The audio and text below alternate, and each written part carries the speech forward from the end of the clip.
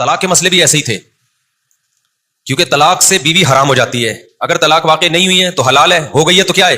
وہی عورت جو سر کے بال سے لے کے پاؤں کے ناخن تک آپ کے لیے حلال تھی، وہ سر کے بال سے پاؤں کے ناخن تک آپ کے لیے حرام ہو گئی. تبھی طلاق کے مسائل بھی اللہ نے بہت وضاحت سے ایکسپلین کر دیے. بتا دیا طلاق مرتان، صریح لفظوں سے جب طلاق دو گے تو دو دفعہ تمہارے پاس رائٹ ہے. اس میں خدا کی قسم اللہ نے ایسا کچھ بھی نہیں کہا کہ فوراً دو یا بعد میں دو. آج کل کے اسکالرز جھوٹ بولتے ہیں، لفاظی کرتے ہیں باتوں میں. فَإِمْسَاكُمْ بِمَعْرُوفٍ أَوْ تَسْرِيحٌ بِإِحْسَانٍ، اچھے طریقے سے رکھو یا عمدہ طریقے سے چھوڑ دو. فَإِن طَلَّقَهَا، اگر تیسری دے دی، فَلَا تَحِلُّ لَهُ مِن بَعْدُ، بیوی حلال نہیں ہے. اللہ نے یہ نہیں کہا فوراً دی یا بعد میں دی، یہاں تو اللہ نے بتا دیا. دوسری جگہ اللہ نے بتا دیا کہ دینے کا صحیح طریقہ کیا ہے. اکٹھی مت دو، 3 مہینوں میں تقسیم کر کے دو، اس سے بتا دیا. اور وہاں سورہ طلاق میں اللہ نے یہ بھی بتا دیا کہ ہم تمہیں تقسیم کر کے دینے کا کیوں کہہ رہے ہیں. لا تدری لعل اللہ یحدث بعد ذلک امرا، ہو سکتا ہے طلاق دینے کے بعد تمہیں شرمندگی ہو، تو اکٹھی نہ نکالا کرو، ڈیوائڈ کر کے دیا کرو، اپنے لیے رجوع کا راستہ رکھو. کتنا واضح ہے کہ 3 کتنی ہوتی ہیں؟ 3 ہوتی ہیں. کتنی یعنی اللہ بتا رہے کہ میں تمہیں منع اس لیے کر رہا ہوں کہ رجوع کا راستہ ختم ہو جائے گا نا، اکٹھی منہ سے نکال دی تو. کتنی وضاحت کے ساتھ. لیکن پھر بھی اختلاف جس نے کرنا ہے وہ تو کر کے چھوڑے گا. اور کمال کی بات یہ کہ یہ قرآن سے ہٹتے بھی ہیں، اور جو ائمہ اربعہ چاروں امام قرآن کو فالو کرتے ہیں نا، ان کو کہتے ہیں ان کو قرآن سمجھ میں نہیں آیا. اور آج کل جو پروپیگنڈا چل رہا ہے نا اسکالرز کا، ہر وہ مسئلہ جو ان کی رائے کے خلاف ہوتا ہے اس کو کہتے ہیں حنفیوں کا بنایا ہوا ہے، حالانکہ وہ سارے صحابہ کا ہوتا ہے. یہ جو خلا ہے نا کہ عورت کورٹ سے یک طرفہ خلا نہیں لے سکتی، حنفیوں کا بنایا ہوا نہیں ہے، یہ قرآن کا بتایا ہوا، صحابہ تابعین چاروں امام، حتیٰ کہ شیعہ سنی بھی اس میں داخل، شیعہ بھی اس میں داخل ہے. لیکن آج آپ کو ایسے اسکالرز مل رہے ہیں جو کہتے ہیں کہ نہیں، عورت کو خلا کا حق ہے، شوہر راضی ہو یا نہ ہو وہ کورٹ سے خلا لے سکتی ہے. قرآن کے بالکل خلاف ہے یہ. اور ابھی وفاقی شرعی عدالت نے بھی عدالت کے اس غلط فیصلے کو صحیح قرار دے دیا ہے. اس سے پتہ چلتا ہے وفاقی شرعی عدالت کے جج بھی کیا ہے، بالکل کیا چل رہے ہیں، فارغ.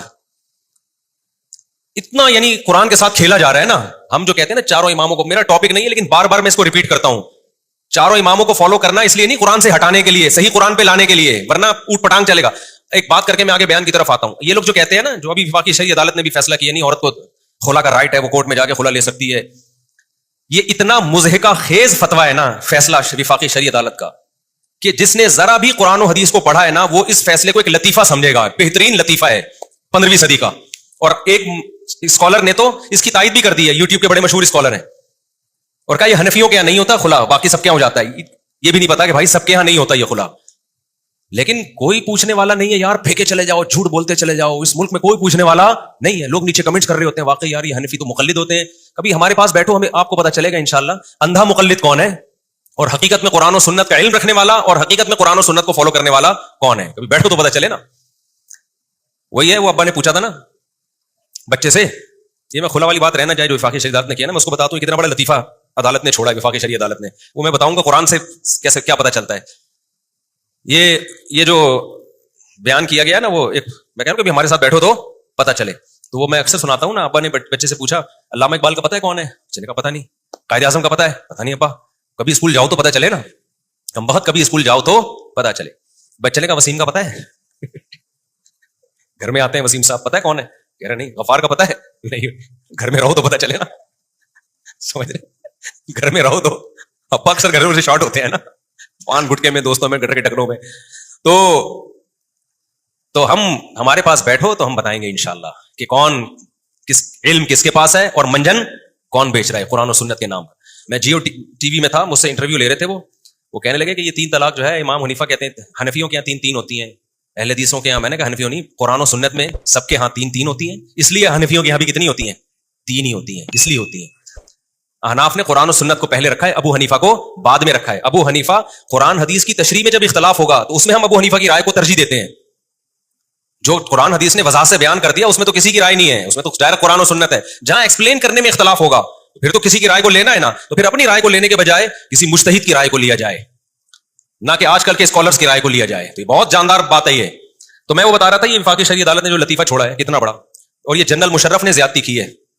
کیونکہ پاکستان میں آئین کے لحاظ سے نا قرآن و سنت کی بالادستی ہے. پاکستان کا لا بڑا خاندانی ہے، بڑا، کسی کنٹری کا ایسا لا نہیں ہے کہ سب سے پہلی شق حاکم اعلیٰ اللہ ہے. یہاں سے سیکولرزم اور لبرلزم کی ایسی کی تیسی ہو گئی. یہ بڑی تبھی تو ہمیں ملک سے محبت ہے یار، جیسا مرضی ہے.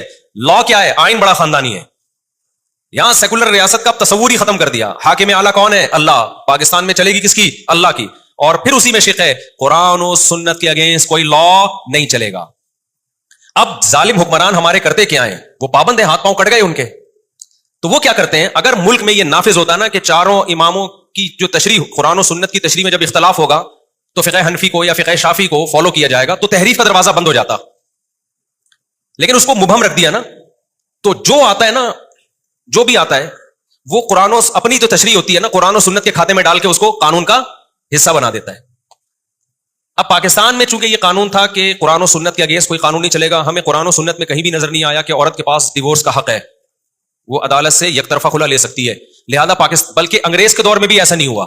انگریز نے بھی کہا کہ مسلمانوں کے جو خاندانی اور فیملی لاز ہے وہ انہی کے مذہب کے مطابق ہوں گے. لہذا بر صغیر میں 200 سال انگریز نے حکومت کی ہے, مگر طلاق کے قانون کو انگریز نے نہیں چھیڑا. گورے کی کورٹ میں جب عورت جاتی تھی اس کو کھلا نہیں ملتا تھا. سمجھ رہے کہ نہیں سمجھ رہے؟ کھلا نہیں ملتا تھا اس کو, تمہارا مذہب یہ کہتا ہے. وہ ثابت کر دے شوہر نے 3 طلاقیں دی, اس کو ڈگری مل جاتی تھی. یہی لا چلا آ رہا تھا پاکستان میں بھی. جس لا کو گورے نے چینج نہیں کیا اس کو جنرل مشرف نے آ کے بولو چینج کر دیا. اب جنرل مشرف پابند تھا کہ قرآن و سنت کے اگینسٹ کوئی قانون نہیں بنے گا. اب قرآن میں جو خلا ہے وہ یہ والا خلا نہیں ہے جو آج کل مارکیٹ میں چل رہا ہے.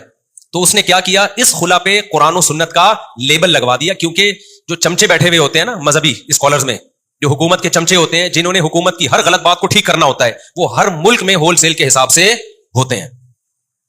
یہاں نہیں مل رہے ہوتے تو دوسرے ملک سے کوئی چمچا منگوا لیتے ہیں, فلاں سے فتوا منگوا لیا, تو ایسے اسکالرز آپ کو مل جائیں گے. اسکالر تو آپ کو سود کے حلال ہونے والے بھی موجود ہیں دنیا میں. ایسے بہت سے اسکالر ہیں جو کہتے ہیں یہ سود وہ سود ہی نہیں ہے, جو حرام تھا یہ تو دوسرا سود ہے. نبی صلی اللہ علیہ وسلم نے فرمایا قرب قیامت میں لوگ شراب کا نام چینج کر کے حلال کر لیں گے.